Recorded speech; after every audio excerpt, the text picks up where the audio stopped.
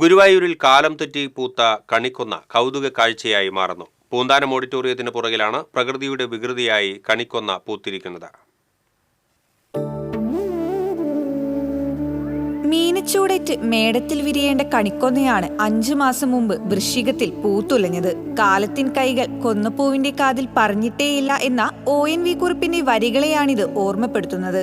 ഓഡിറ്റോറിയത്തിന്റെ മതിലിനരികിലുള്ള കൊന്നമരം പൂക്കളാൽ സമ്പന്നമാണ്. തൊട്ടടുത്ത 3 ചെറിയ മരങ്ങൾ പൂക്കാൻ തുടങ്ങിയിട്ടുണ്ട്. മേഖലയിലെ മറ്റു കൊന്നമരങ്ങളുടെ കാര്യവും വ്യത്യസ്തമല്ല.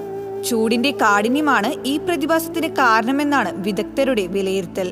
ചൂടിന്റെ കാഠിന്യം കൂടുമ്പോൾ ഇലകളിലെ സുഷിരങ്ങൾ വഴി ജലനഷ്ടം ഒഴിവാക്കാനായി ഇവ ഇലകൾ പൊഴിച്ച് പൂക്കളെ അണിനിരത്തി പ്രതിരോധിക്കും. 1 മാസത്തിലധികം ഈ അവസ്ഥയിൽ നിൽക്കും. അങ്ങനെയെങ്കിൽ വിഷുവിന് കൊന്നപ്പൂക്കണി കാണാനാകുമോ എന്നാണ് ആശങ്ക. വിഷുവല്ലേ, കണിക്കൊന്നയല്ലേ, പൂക്കാതിരിക്കാനാകുമോ എന്ന കവിവാക്യം ഇവിടെ കണ്ടറിയേണ്ടി വരും.